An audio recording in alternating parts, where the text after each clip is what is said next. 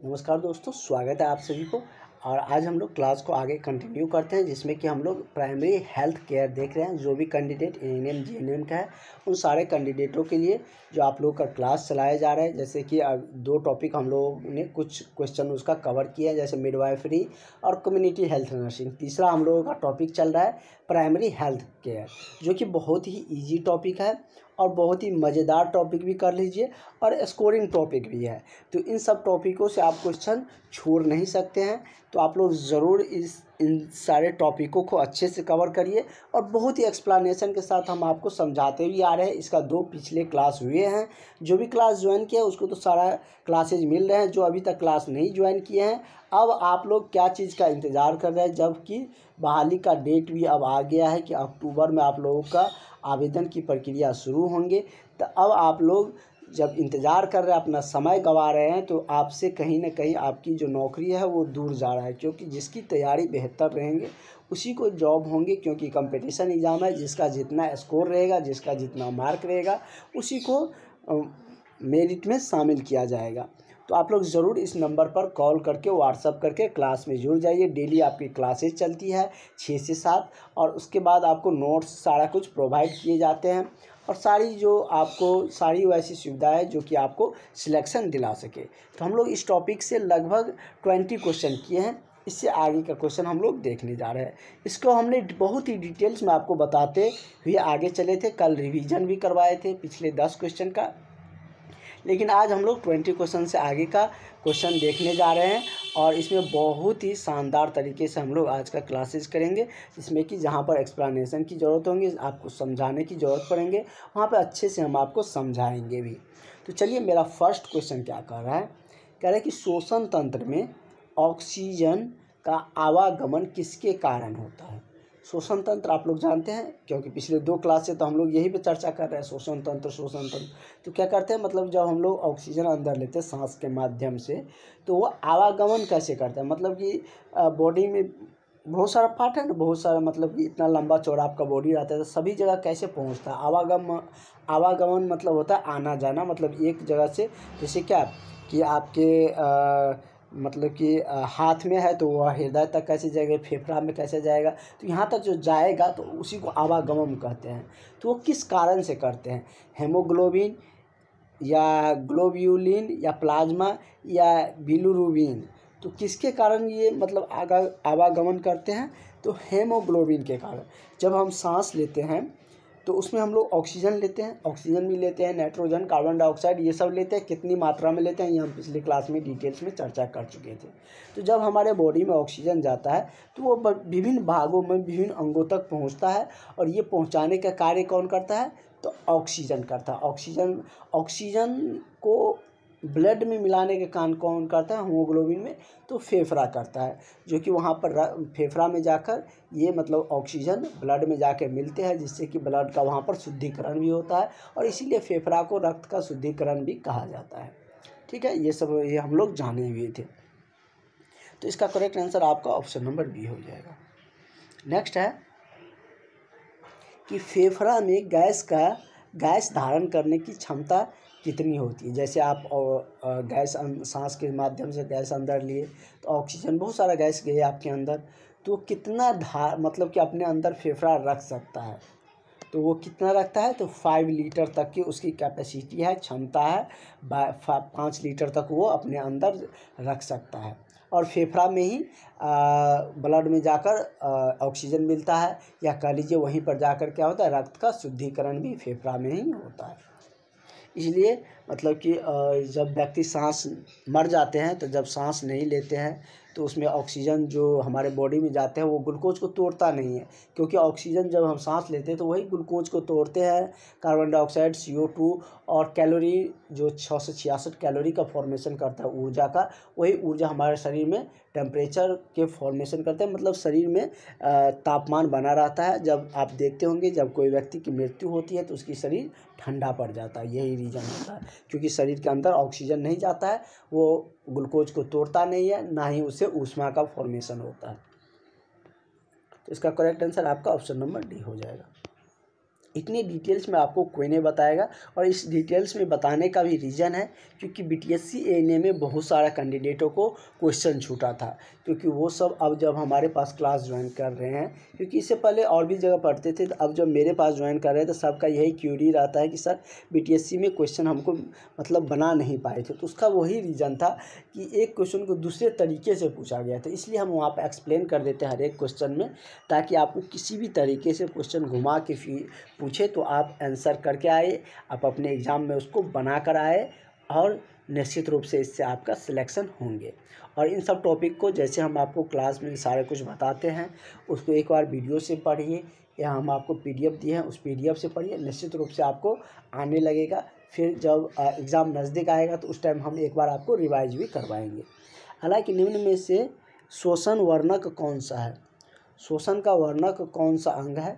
जैसे कि bilirubin, haemoglobin, उसी के देखिए दूसरे तरीके से पूछा है ना कि शोषण का वर्णक कौन सा है, क्या है? हेमोग्लोबिन है।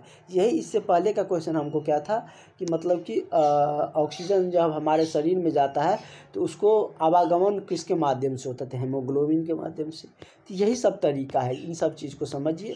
अगर ये क्वेश्चन पूछ दिया तो ऐसा नहीं कि घबरा कर आप क्वेश्चन छोड़ दीजिएगा, बस वही चीज़ है, बस चीज़ों को समझना है।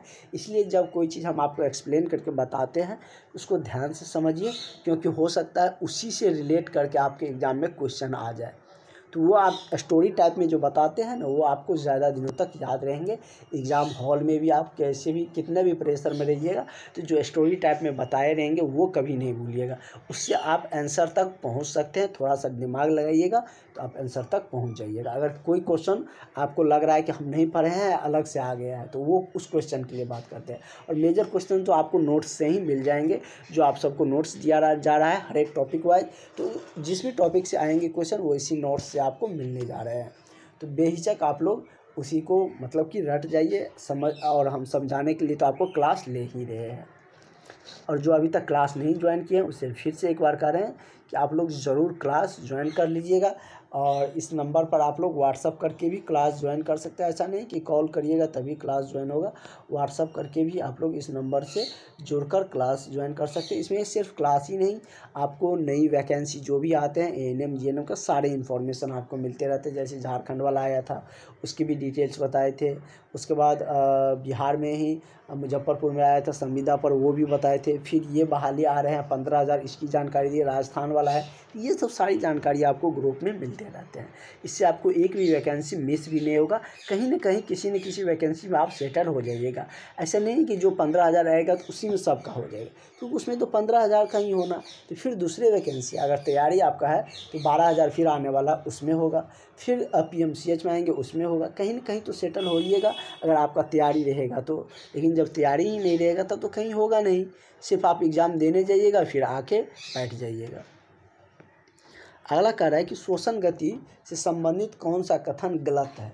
कह रहे शोषण गति को लेकर इसमें से कौन सा कथन गलत है? गलत को खोजना है, सही को नहीं। आराम और सोते समय शोषण की गति कम होता है। ऑब्वियसली बात है कि जब आप आराम कर रहे हैं या सो रहे हैं तो उस समय आप जब सांस लेते हैं उसकी जो गति देखते हैं वो कम होते हैं। जैसे हमने आपको बताया था कि 1 मिनट में हम लोग जब वयस्क है तो हम सब 14 से मतलब 20 बार ले लेते हैं सांस, बच्चा वही 14 से 40 तक ले लेता है। तो इस तरीके से मतलब कि जब आराम करने लगते हैं, जब कोई वर्क करते हैं तो आप देखते हैं ना कि थोड़ा सा ज़्यादा तेज़ी में सांस लेने लगते हैं। वही आराम कर रहे हैं, सो रहे हैं तो सांस की गति थोड़ा धीमा हो जाता है। तो ये तो आपको ऐसे ही समझ में आ गया कि ये ऑप्शन आपका सही है, लेकिन आपको खोजना क्या है? गलत खोजना है। चलिए दूसरा ऑप्शन पे जाते हैं। दूसरा ऑप्शन कह रहा है कि क्रोध के समय शोषण की गति बढ़ जाता है। ये भी सही है। जब आप गुस्सा करते हैं, क्रोध करते हैं, तेज़ी बोलते हैं तो उस समय आपको तेज़ी सांस भी लेना पड़ता है। तो मतलब कि उस समय, अच्छा सॉरी क्वेश्चन नीचे आ गया क्या?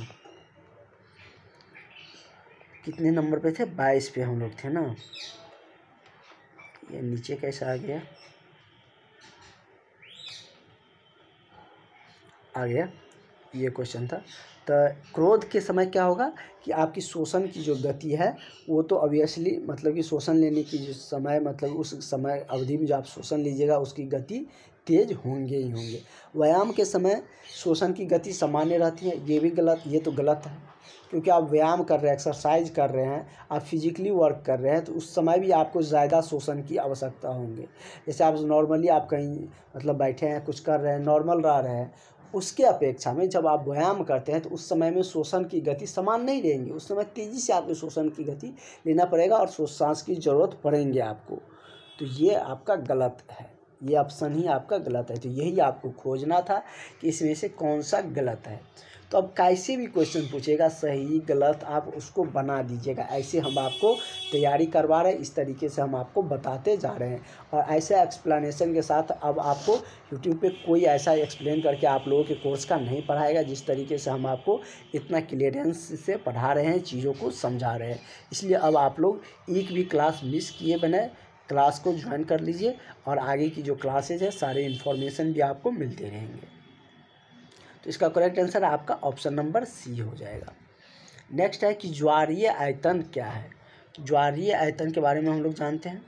इसमें दिया है कि अंतः शोषण के दौरान वायु का आयतन, अंतः शोषण के दौरान वायु का आयतन या निःशोषण, निः या बाह्य शोषण कह लीजिए, निसर्ग लगा है तो उसको बाह्य शोषण भी कहते हैं। अंतः मतलब अंदर की तरफ जो सांस लेते हैं, निःशोषण मतलब बाहर की तरफ जो छोड़ते हैं। निःशोषण के दौरान वायु का आयतन, इसमें थोड़ा सा मिसिंग है, ए और बी दोनों होंगे, लेकिन इसका आयतन क्या होता है, कम होता है, इसमें बढ़ता है, ये रहेगा। तो इसका करेक्ट आंसर आपका ऑप्शन नंबर डी हो जाएगा। ए और बी दोनों सही हो जाएंगे। अगला है कि मनुष्य में सांस लेने की दर सामान्यतः प्रति मिनट कितनी होती है। मनुष्य कह रहे हैं तो आप लोग किस पे जाइएगा, मतलब कि जनरल जो आप लोग का मतलब कि हमने आपको बताया वयस्क पे ही जाएंगे, बच्चा पुता ऐसे जाएंगे नहीं। अगर बच्चा का पूछेगा तो उसको क्लियरीफाई कर देगा कि बच्चों एक मिनट में कितना सांस लेंगे। लेकिन यहाँ पर दिया है कि एक मनुष्य सांस लेने की दर एक मिनट में कितना होता है। हमने आपको बताए थे कि 12 से 14 या 20 के बीच में, हमने आपको बताए थे कि 12 से 20 के बीच में एवरेज लेकर चलते हैं, या 14 से 20 हमने बताए थे। तो यही एवरेज है इसका, तो 12 से 16। तो इस तरीके से ऑप्शन में कुछ भी रहेगा तो आप वहाँ पर गलत मत करिएगा। जो हमने आपको बताया है उसी के रेंज में रहेगा, आगे पीछे रहेगा। वो एवरेज रहता है तो थोड़ा आगे पीछे रहता है, उसमें कोई दिक्कत है नहीं। ठीक है, तो इसका करेक्ट आंसर आपका ऑप्शन नंबर ए हो जाएगा। नेक्स्ट है, नेक्स्ट क्वेश्चन आपका क्या कह रहा है कि कोशिकीय शोषण के प्रकार है, मतलब कोशिकीय शोषण का कौन सा इनमें से प्रकार है। तो जैसे इसमें दिया है कि वायवीय शोषण या अवायवीय शोषण, जिसमें हम लोग सांस लेते हैं मतलब कि गैस से अंदर लेते हैं, या जिसमें वायु अंदर नहीं लेते हैं तो उसको अवायवीय शोषण कहते हैं, या बाह्य शोषण, या ए और बी दोनों। तो कोशिकीय शोषण का प्रकार ये दोनों होता है, वायवीय शोषण और अवायवीय शोषण। तो इसका करेक्ट आंसर आपका क्या हो जाएगा, ए और बी दोनों। और ये किस में दिया है, तो ऑप्शन नंबर आपका डी में दिया है। तो इसका करेक्ट आंसर आपका क्या हो जाएगा, ऑप्शन नंबर आपका डी सही हो जाएगा। ठीक है, तो इस तरीके से अब आप लोगों को कोई दिक्कत होना नहीं चाहिए। जितने अच्छे से हम आपको एक्सप्लेन करते हुए सारे चीज़ों को बताते हुए आगे चल रहे हैं। नेक्स्ट क्वेश्चन पे हम लोग चलते हैं। अगला क्वेश्चन क्या कर रहा है, और आप लोगों का डिस्कशन ग्रुप भी जल्द बनेंगे।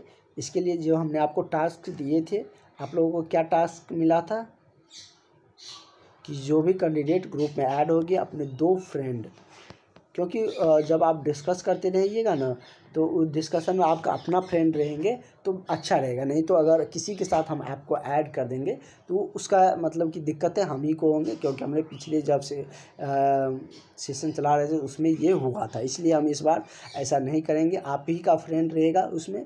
और आप जो आपका अच्छे फ्रेंड है उस 2 फ्रेंड को क्लास में ज्वाइन करिए, और आप तीनों को मिलाकर ग्रुप डिस्कशन का एक मतलब ग्रुप बनेगा, जिसमें कि आपको टॉपिक दिया जाएगा। इस टॉपिक पर आपको क्या क्या करना है वो पॉइंट हम आपको बताएंगे। सबके लिए वो मतलब कि उस टॉपिक में मैसेज चला जाएगा, इस पॉइंट पर आपको डिस्कस करना है, ये क्वेश्चन रहेंगे। तो इससे आपकी तैयारी और भी बेहतर होंगे। तो इसके लिए आप लोग जितनी जल्दी अपनी ग्रुप बनाइएगा उतना जल्दी आपकी डिस्कशन क्लास शुरू हो जाएगा। अगला है कि निम्न में से श्वसन संबंधित रोग क्या है, मतलब कि श्वास से संबंधित इसमें से कौन कौन से रोग हो सकते हैं। तो ये हमने आपको कल भी डिटेल्स में बताए हुए थे, आज भी हम आपको बता देते हैं। तो दम्मा क्या है? सांस से रिलेटेड दो मतलब कि रोग है। निमोनिया भी सांस से ही होते हैं। उसके बाद कहें तो तपेदिक भी सांस से ही होते हैं, और भी होते हैं। टीबी भी सांस से ही होते हैं, सांस से संबंधित ही रोग है। ये सब होते कैसे हैं तो ये हम आपको बता देते हैं, ठीक है। तो जैसे ये आपका हो गया, मतलब कि इसको आप कह सकते हैं क्या, इसको ब्राउंची कह सकते हैं। क्या कह सकते हैं? ब्राउंची। इसका नाम है ब्राउंची, ठीक है। CH है, ब्राउंची है। और इसमें मतलब कि ऐसे ऐसे रहता है, ज़्यादा कुछ रहता नहीं, ऐसे ही आकृति रहता है। इससे मतलब कि जुड़ा हुआ रहता है। क्या जुड़ा हुआ रहता है? तो ऐसे ऐसे ऐसे ऐसे करके ऐसे ऐसे आकार का, सेम ऐसे इसी आकार का रहता है, ऐसे ऐसे जुड़ा रहता है। इसको बोलते हैं एलिवियली। इसका नाम लिख देते हैं, यहाँ पर लिख देते हैं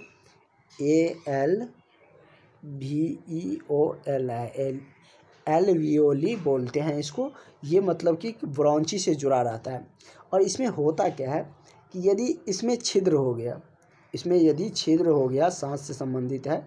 ये मतलब कि वायु इसमें जाते हैं, जब हम लोग सांस लेते हैं तो एल्वियोली में ही गैस का विनिमय होता है। यही मतलब कि आदान प्रदान करते हैं गैस का। अगर इसमें क्या हो जाए कि जब इसमें एल्वियोली जाम हो जाता है, ये अगर जाम हो जाएगा, क्योंकि इसी नली से क्या होता है कि मतलब इसका कह सकते हैं कि विनिमय होता है, आदान प्रदान होता है। यदि ये जाम हो जाए तो उससे निमोनिया हो जाता है। समझिए कौन रोग कैसे होता है। यदि ये जाम हो जाए, जो एल्वियोली है, एल्वियोली अगर ये जाम हो जाए तो इससे निमोनिया हो जाएगा। क्या हो जाएगा? निमोनिया हो जाएगा। यदि इसमें छिद्र हो जाए, अगर इसमें छिद्र हो जाए तब क्या होते हैं, तो तब टीबी हो जाता है। क्या हो जाता है? अगर इसमें छिद्र हो गया तो टीबी हो गया। अगर ये जाम हो गया तो निमोनिया नामक बीमारी हो गया। छिद्र होने पर टीबी हो जाता है। अगर छिद्र हो जाता है तो उस पर बलगम जम जाता है। क्या जम जाता है? बलगम आप लोग जानते हैं ना, जैसे आप लोग ब्रेड पे देखते होंगे ना, जम जाता है, कुछ उसी तरीके से इस पर बलगम जम जाता है। तो जब इस पर बलगम जम जाता है तो उसको क्या कहते हैं? उसे दम्मा रोग कहते हैं। क्या कहते हैं? उसी को दम्मा रोग कहते हैं। देखिए सब सांस से ही संबंधित है। कैसे होता है इतना क्लियर में हम आपको बता दिए, पूरे एक्सप्लेन के साथ, फिगर भी विथ फिगर के साथ ड्रॉ करके हमने आपको बता दिए। अब इससे रिलेटेड आपको कभी दिक्कत नहीं आएंगे। एक ब्रांची रहते हैं, उससे क्या होता है, एल्वियोली जुड़े हुए रहते हैं, जो गैसों का क्या है, विनिमय है। जब हम सांस लेते हैं तो ये गैसों का आदान प्रदान करते हैं। अगर ये जाम हो जाता है तो निमोनिया नामक बीमारी हो जाता है। अगर इसमें छिद्र हो गया तो टीबी हो जाएगा। अगर इस पर छिद्र होने के बाद इस पर बलगम जम गया तो इससे दम्मा हो जाता है। तो ये तीनों इसी से संबंधित, श्वास संबंधित ही रोग है। अब कभी भी इस तरीके से क्वेश्चन आएगा तो अब आप लोग कंफ्यूज बिल्कुल भी मत करिएगा। इस तरीके से हमने एक्सप्लेन करके आपको बता दिए हैं। अगर होगा तो आप लोग इस नोट्स को अगर लिखते हैं या मोबाइल में ही पढ़ते होंगे तो कोई बात ही नहीं, लिखते हैं तो लिख लीजिएगा, नहीं तो हम ट्राई करेंगे इस पर लिखा हुआ नोट्स आपको दे दें, ठीक है। तो इतने अच्छे से हम एक्सप्लेन कर दिए। तो चलते हैं नेक्स्ट क्वेश्चन की तरफ। तो इसका आंसर क्या हो जाएगा अब देखिए। तो श्वास संबंधित रोग में क्या, दम्मा तो आ ही जाएगा, क्योंकि इससे ही दम्मा होते हैं। निमोनिया भी सांस से ही संबंधित है, और तपेदिक भी इसी से संबंधित है। टीबी रहता तो टीबी भी मतलब इसी से संबंधित है। तो इसका करेक्ट आंसर आपका ऑप्शन नंबर डी हो जाएगा, ठीक है। नेक्स्ट क्वेश्चन की तरफ बढ़ते हैं, ठीक है। इसमें आप कोई दिक्कत आपको होना नहीं चाहिए। इतना एक्सप्लेन करके हम आपको बता दिए। इतना एक्सप्लेनेशन के साथ आपको कहीं पर जो आप लोगों के कोर्सेज होते हैं वहाँ पर नहीं बताया जाएगा, जितने एक्सप्लेन और जितने अच्छे से हम आपको बता देते हैं। और यही आपके एग्ज़ाम में काम आने वाले हैं कि क्वेश्चन आप कितना रटते जाइएगा। जब तक आपको थ्योरी एक्सप्लेन करके नहीं बताया जाएगा, क्वेश्चन एक अनंत यात्रा है। क्या है? एक अनंत यात्रा है। चलते जाइए, कभी समाप्त नहीं होने वाला है। लेकिन आपका थ्योरी क्लियर है ना, तो उसको आप पकड़ लीजिएगा, उसको सिमेट कर छोटा कर लीजिएगा। तो यही मतलब कि मतलब एग्ज़ाम निकालने सबका की पॉइंट होते हैं। तो चलिए हम लोग नेक्स्ट क्वेश्चन की तरफ बढ़ते हैं। अगला क्वेश्चन देखते हैं। अगला क्वेश्चन कह रहा है कि अरे ये पहला कैसे आ जाता है, थोड़ा सा क्वेश्चन में आज कुछ PDF में थोड़ा ऊपर नीचे हो जाता है। ले जाते हैं क्वेश्चन को आगे तो वो आ जाता है 1 नंबर पर। कह रहा है कि आज इतना ही क्लास रखने के लिए। समझ रहे हैं ना आप लोग भावना क्या कर रहा है। लेकिन हम लोग अभी और क्वेश्चन करेंगे, अभी हमारे पास कुछ समय बचा हुआ है। ज़्यादा क्वेश्चन नहीं करेंगे क्योंकि आप लोग उतना देर देखते नहीं है, क्योंकि आप सबके देखने का टाइम ड्यूरेशन हमको पता चल जाता है। अगर जिस दिन आप लोगों का टाइम ड्यूरेशन बढ़ जाएगा उस दिन हम आप लोगों को क्लास भी लंबा लेने लगेंगे और इससे लंबा। तो ये क्वेश्चन था 28 तक हम लोग कर चुके थे ना, ठीक है। 29 क्वेश्चन क्या कह रहा है, 10-15 क्वेश्चन ही करेंगे, एक्सप्लेन के साथ अच्छे से करेंगे क्योंकि अभी हमारे पास समय भी है, अच्छे से कवर करते, क्योंकि फिर दोबारा आपको ऐसे बताएंगे कि दोबारा आपको वो चीज़ पढ़ने की ज़रूरत नहीं पड़ेंगे। आप उससे रिलेटेड जो भी क्वेश्चन आएंगे, जो भी क्वेश्चन फॉर्मेशन होंगे उसको आप बना कर आइएगा। खैर है श्वसन तंत्र में कार्बन डाइऑक्साइड का आदान प्रदान किसके द्वारा होता है,